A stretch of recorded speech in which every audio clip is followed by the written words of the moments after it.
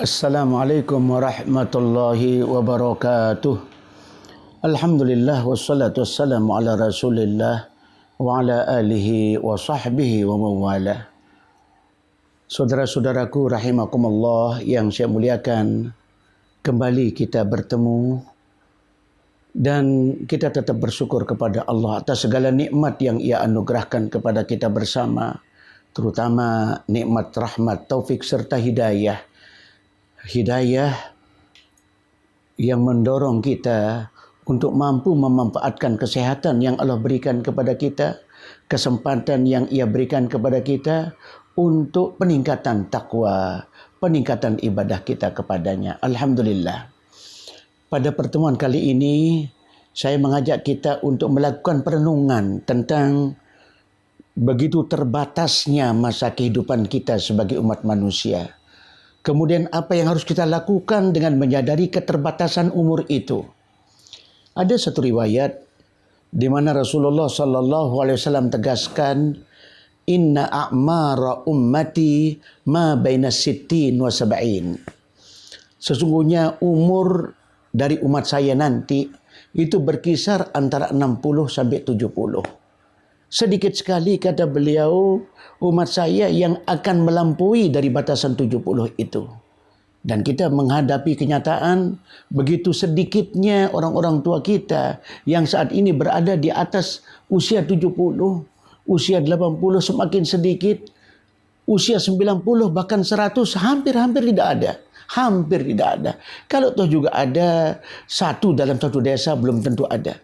Inilah kenyataan bahwa memang umur umat baginda Nabi Muhammad atau kita umat Islam itu berkisar antara 60-70. Sekalipun kita terus akan berdoa kepada Allah, semoga Allah berikan kita umur panjang.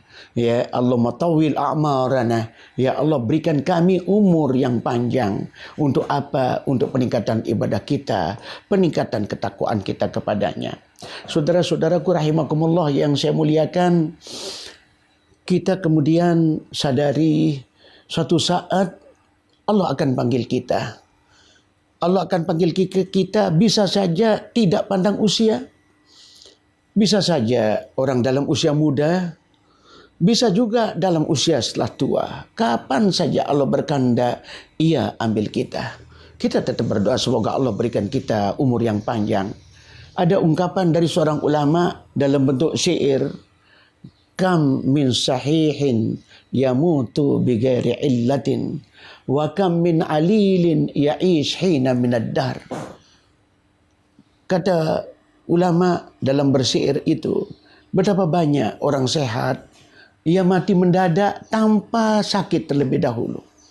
Tetapi tidak sedikit orang yang sakitnya berkepanjangan belum juga meninggal.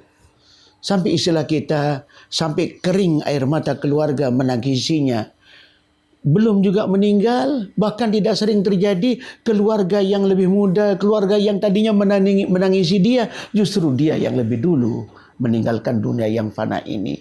Nah, disinilah kenyataan dari keterbatasan waktu hidup kita. Sampai Nabi katakan, akthiru dzikra hadzimil ladzat, yakni al-maut.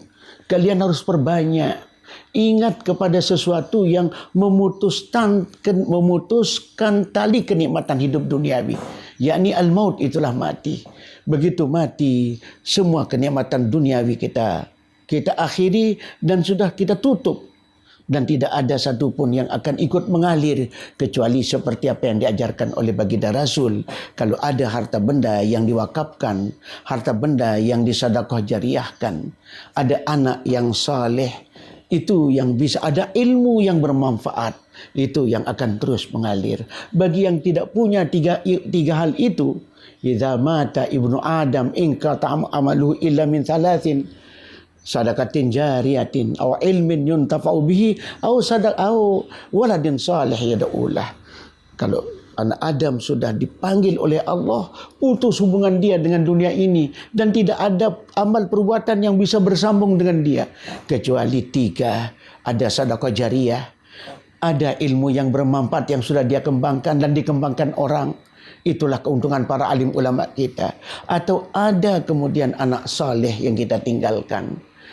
Kalau tidak ada yang tiga, maka kita akan menjadi orang yang merugi, orang yang termiskin, orang yang melarat, orang yang sang fakir, yang hanya sengsara dengan penderitaan demi penderitaan sejak alam kubur sampai seterusnya menat dalam kehidupan yang kekal abadi.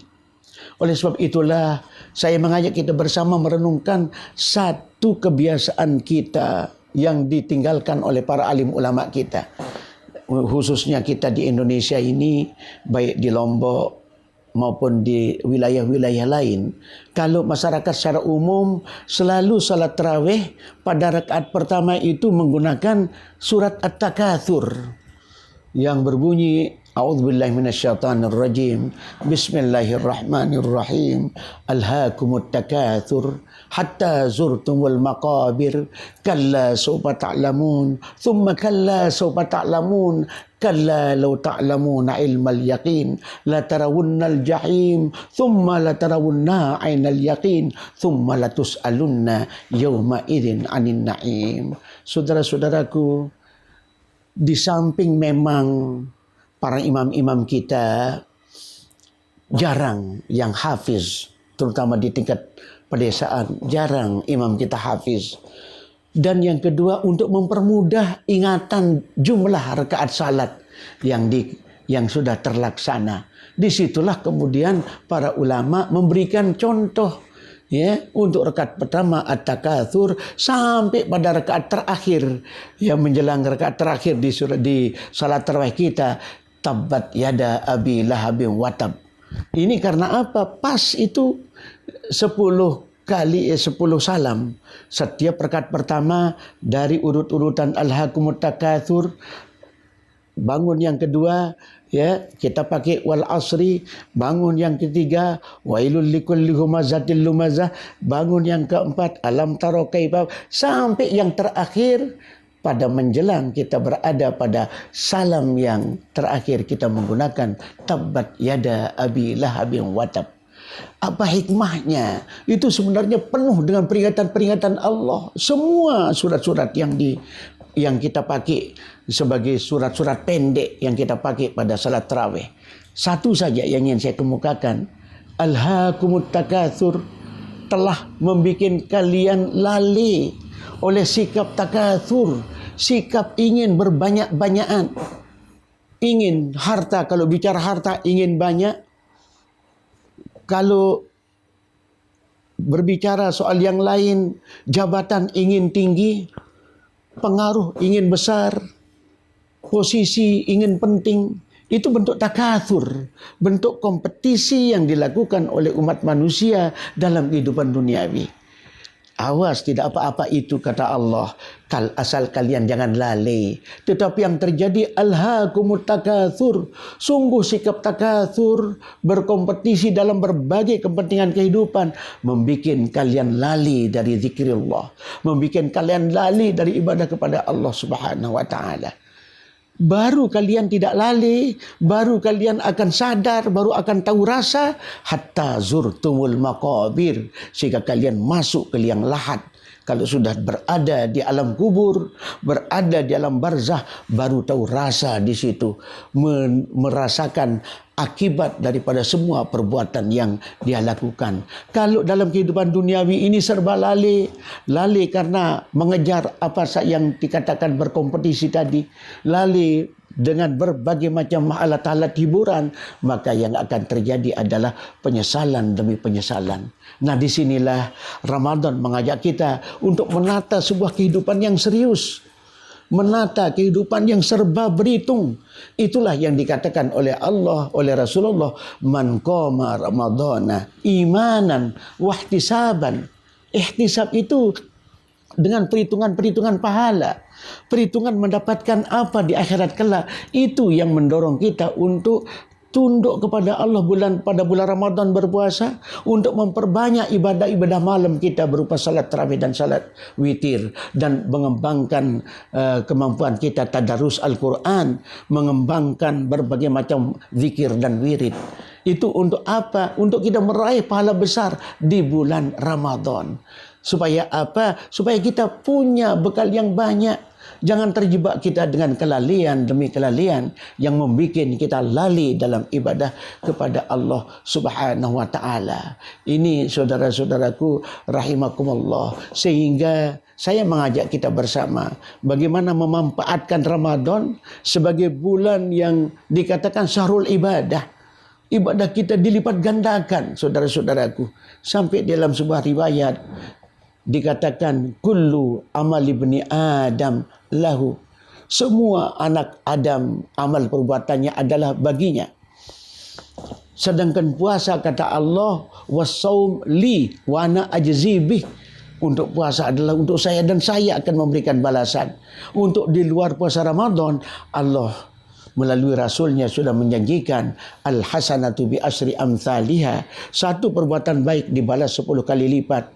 Ila sab'i mi'ati di'fin. Sampai 700 kali lipat. Tapi untuk puasa berapa ribu kali lipat? Allah Ta'ala a'lam bissawab. Siapa yang mendapatkan pahala-pahala besar sangat bergantung kepada semangat ibadah. Semangat berpuasa sesuai dengan aturan-aturan yang ada. Nah inilah saudara-saudaraku, sehingga mari kita bersiap-siap untuk mendapatkan Ramadan yang akan datang ini, dan kita mencoba merenungkan apa makna-makna dari surat-surat yang kita baca. Mudah-mudahan suatu saat kita bisa berbicara tentang berbagai surat yang kita baca dalam salat tarawih, dari Alhaakumut Takatsur wal Asri terus kepada wailul likulli humazatil lumazah. Itu semua merupakan bimbingan Allah kepada kita untuk berkehidupan yang islami, berkehidupan di bawah fizilalil Quran, di bawah naungan Al-Quranul Karim. Saya kira itu saudara-saudaraku yang bisa saya sampaikan. Semoga bermakna adanya. Assalamualaikum warahmatullahi wabarakatuh.